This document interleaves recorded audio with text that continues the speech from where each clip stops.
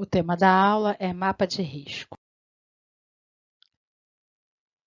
O mapa de risco ele é uma representação gráfica do conjunto de fatores, como os riscos físicos, os químicos, os biológicos, ergonômicos e o risco de acidentes, que podem estar presentes nos locais de trabalho.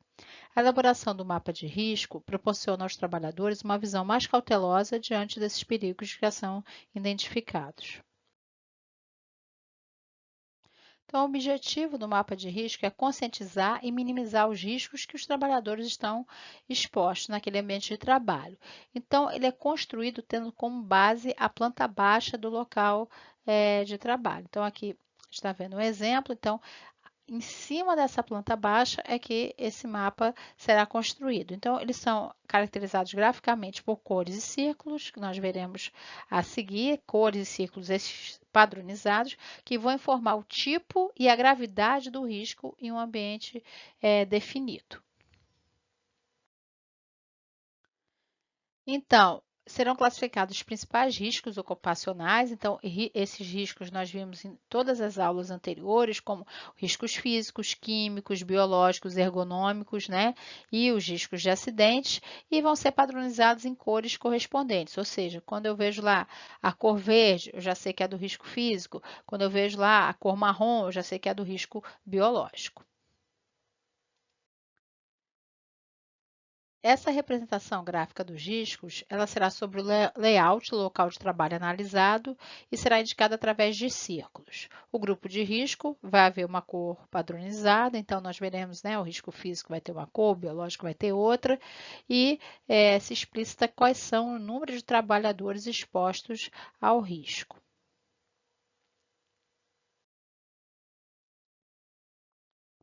Bem, há uma identidade do risco de acordo com a gravidade. Então, uma gravidade pequena, nós vemos aqui, teria o diâmetro 1 e é considerado aqui um risco pequeno. O risco médio, gravidade média, é o diâmetro médio, diâmetro 2. E a gravidade grande é o diâmetro 4. Então, esses círculos, que vão constar do mapa de risco, eles vão nos dar uma representação gráfica, nos permitir, através desses diâmetros, classificar o risco como pequeno, médio ou grande. Em relação às cores, o risco físico ele é representado pela cor verde. Então, vamos lembrar alguns exemplos do que nós vimos como riscos físicos: ruídos, vibrações, calor, frio, umidade, as radiações, tanto não ionizantes como as radiações ionizantes. Então, qual é o grau de risco que a gente tem para cada um desses fatores? Aí vai ser representado aqui pelo diâmetro dos círculos, como nós já vimos, né? Os riscos químicos, eles são representados aqui pela cor vermelha. Então, tipos, como eles podem estar presentes esses riscos químicos, através de poeiras, névoas, gases, vapores e produtos químicos aí em geral. Os riscos biológicos, eles são representados na cor marrom, tá? Aí envolve, os vírus, bactérias, fungos, insetos e protozoários. Então, qual é, o risco daquela bactéria lá que eu estou manipulando? É um risco pequeno, médio, grande, do fungo, Então, isso tem que ser levado em conta. Os riscos ergonômicos, que nós vimos na nossa aula anterior, eles são representados aqui pela cor amarela. Nós estamos vendo aqui. Então, que está dentro dos riscos ergonômicos, Que fatores, que situações. Então, esforço físico intenso, levantamento e transporte manual de peso, exigência de posturas inadequadas, jornadas de trabalho prolongadas, controle rígido ali de produtividade, monotonia e repetitividade. O risco de acidentes, ele está representado na cor azul, tá? Então, que tipos, de riscos seriam esses? Então, um arranjo físico inadequado do laboratório que pode levar a acidentes, um armazenamento de produtos inadequado, uma probabilidade de incêndio ou explosão, uma iluminação inadequada, a presença aí de animais peçonhentos. Então, está dentro aí desse grupo de riscos de acidentes. Então, resumindo, gravidade, né? Nós vemos aqui representada pelos círculos, que é a gravidade, né? Um risco pequeno, um risco médio e um risco grande. E, né? Em relação aos tipos de risco, verde para o risco físico, vermelho para o risco químico, marrom para o risco biológico, amarelo o risco ergonômico e azul para o risco de acidentes.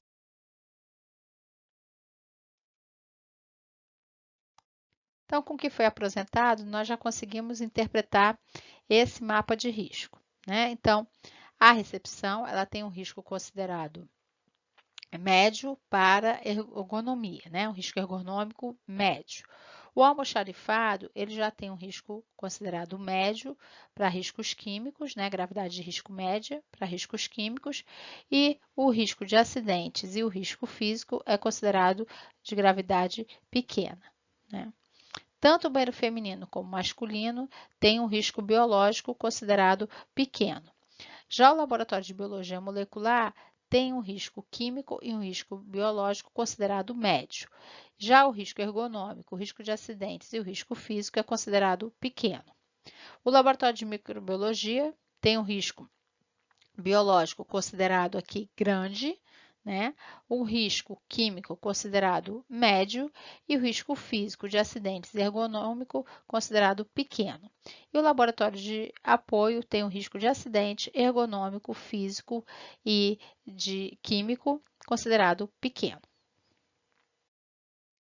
Bem, nós vemos aqui um outro mapa que tem características que eu quero chamar a atenção aqui de vocês, tá? Então, veja, por vezes, nós podemos ter riscos que vão apresentar a mesma gravidade, tá? Então, a gente pode ver aqui um risco grave, tá? Nesse setor aqui desse laboratório, é um laboratório de diagnóstico de raiva, tá? Então, vocês vejam, para não ficar muito poluído, com muita informação, se pode dividir esse círculo aqui, tá? Então, veja, ele está dividido aqui, considerado um grau de risco elevado, tá? Grave, para riscos químicos e riscos ergonômicos, tá? O mesmo, a gente consegue ver essa divisão aqui desse círculo também em relação ao risco biológico, o risco físico e o risco de acidentes, tá? Então, aqui é grande. Então, vocês vejam, aqui nesse setor eu já tenho riscos que são considerados pequenos, tá? Tanto biológico, risco de acidente, como risco físico. Aqui eu já tenho um risco considerado grave, tá? Para o risco biológico, já que é o armazenamento aqui de amostras positivas, então é considerado grave, tá? Aqui nós vemos um risco ergonômico também considerado grave, tá? Ele explicita aqui que é postura inadequada e repetitividade nos tipos de risco. Aqui a gente vê um outro setor que tem um risco ergonômico já pequeno e um risco ergonômico, um risco químico moderado, tá? Assim como o risco físico. Então, chamando a atenção aqui nesse mapa, que vocês podem olhar depois com mais calma, né, mais atentamente, que a gente tem gravidade desse risco, a intensidade dos riscos variáveis, né, dependendo de cada setor, né, e que pode se dividir para evitar né, não ficar muita informação, ficar muito poluída, a gente pode dividir esses círculos com intensidades similares.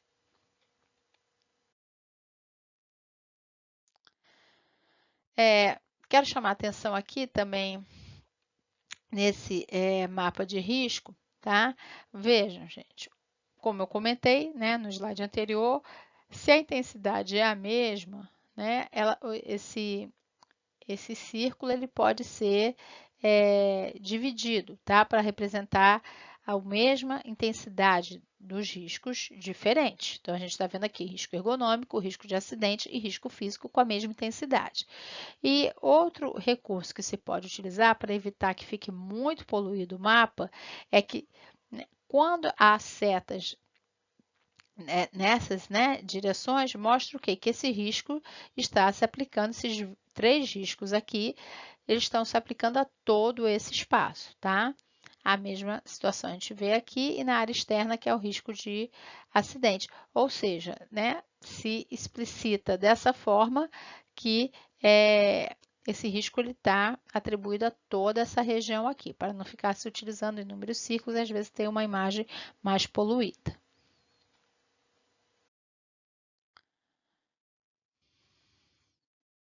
Aqui é, né, outra forma, é um laboratório aqui de bioquímica, o pessoal fez aqui um mapa de risco, tá?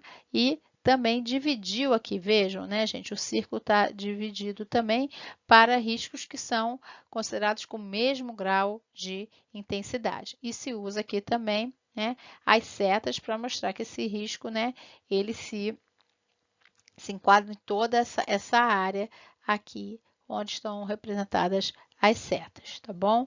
Para facilitar, não ficar com uma imagem tão poluída, porque o mapa ele tem que ter essa função, né, de quando a pessoa vê o mapa, ela consegue ler esse mapa rapidamente. Se ele for muito poluído, tiver muita, às vezes, informação, a sua interpretação pode ser comprometida, tá?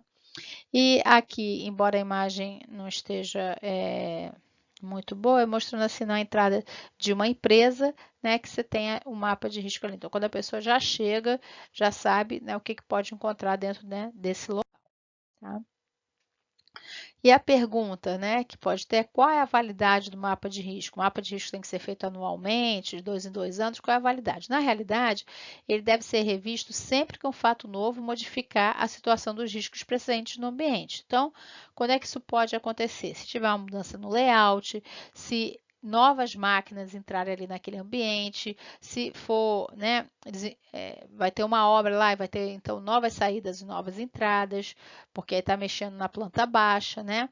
A mudança na forma de produzir e alterações no produtos usados na rotina. Então, por exemplo, vai se utilizar um reagente químico que é mais nocivo ou substituir um agente químico que é mais nocivo por um menos agressivo, menos periculosidade mais baixa. Então, tudo isso impacta no mapa de risco, tá? Então, sempre que houver modificações, elas devem constar do mapa de risco quanto antes. E a localização do mapa de risco? É de extrema importância que ele seja fixado em um local que seja de fácil acesso e visualização. Então, normalmente, o que a gente vê são, né, nos laboratórios, ele está fixado na porta, pois assim todos, né, os usuários, os trabalhadores de qualquer setor ou até visitante, ele já sabe visualizar ali quais são os riscos que estarão expostos naquele ambiente. Então, só quem tem um conhecimento consegue ler, consegue interpretar aquele mapa. Então, de extrema importância, né, e inclusive eu não vou discutir aqui as normas regulamentadoras, mas tem toda uma legislação sobre mapas de risco, né? Então, se empresas, né, tem um número lá X de funcionários não tiverem um mapa de risco, elas podem ser penalizadas, é passível de multa.